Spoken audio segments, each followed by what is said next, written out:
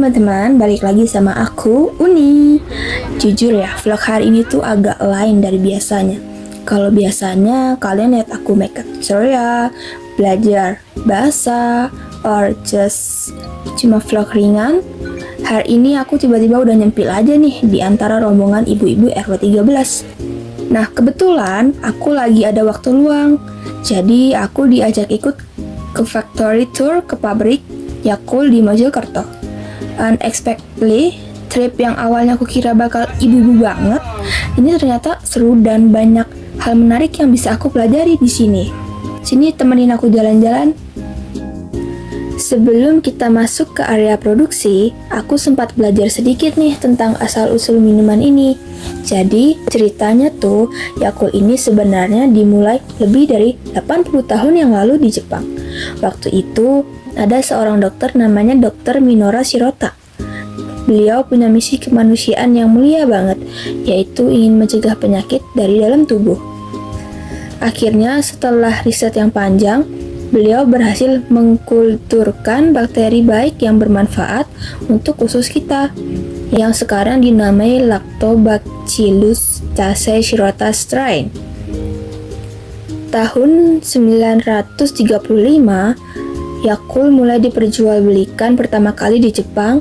Dan tahu nggak sih teman-teman, nama Yakult itu sendiri diambil dari bahasa Esperanto, yakni Jahurto yang artinya yogurt.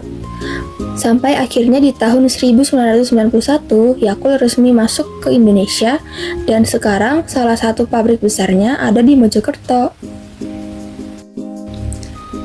Nah, karena area produksinya yang super steril, kita emang dilarang merekam di dalam guys, which is totally understandable. Tapi aku bakal coba ceritain ke kalian lewat ilustrasi ini ya.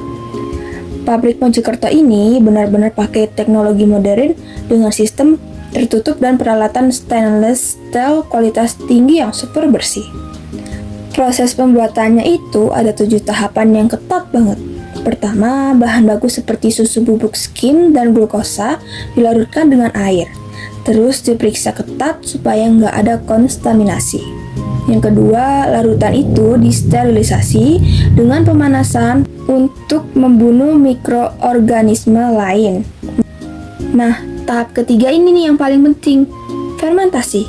Larutan tadi difermentasikan dengan kultur bakteri kesayangan kita, yakni Lactobacillus casei shirota strain. Ini dalam tangki raksasa selama berhari-hari dengan suhu yang terkontrol.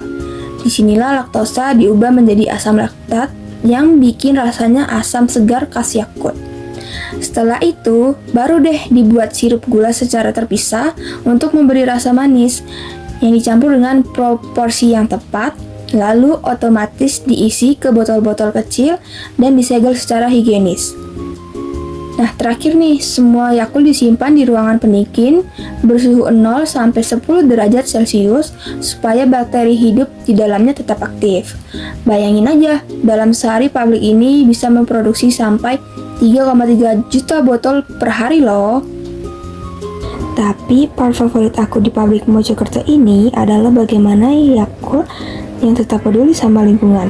Salah satunya yaitu botol-botol yang tidak lolos kontrol kualitas dan limbah plastik tertentu tidak langsung dibuang, tetapi dikelola kembali melalui proses daur ulang menjadi barang baru yang bermanfaat. Selain itu, Yakult juga memiliki sistem pengolahan limbah agar tetap aman bagi lingkungan. Nah, setelah puas dari pabrik Yakult, rombongan aku dan ibu-ibu lanjut ke destinasi kedua, namanya wisata panci. Sesuai namanya, di sini dijual berbagai macam produk peralatan dapur, khususnya panci, dan ada banyak kuliner lokal juga yang dijual sekitarnya loh. Jujur ya, tempatnya itu cukup menarik dan potensial banget. Tapi pas aku jalan keliling, entah kenapa suasananya terasa agak sepi sekarang. Agak sedih sih melihatnya, dan aku nggak tahu pasti apa alasannya. Mungkin karena pergeseran tren atau faktor lainnya. Padahal produk dan kuliner di sini sebenarnya oke-oke banget tahu buat dieksplor. Sayang banget ya, sepi. Semoga kedepannya tempat ini bisa ramai dan hidup kembali kayak dulu. Nah, buat kalian yang mau ngerasain tour edukatif ke pabrik Yakult juga, kalian bisa mendaftar lewat website di bawah ini ya guys. Ya, minimal usianya 13 tahun. So ya, segitu dulu cerita perjalanan random tapi seru dari Uni hari ini. Makasih ya udah menemenin aku sampai akhir. Kalau kalian suka video yang santai kayak gini, jangan lupa like, comment, subscribe, dan share ke teman-teman kalian. Stay safe, stay healthy, and see you in my next video. Bye-bye.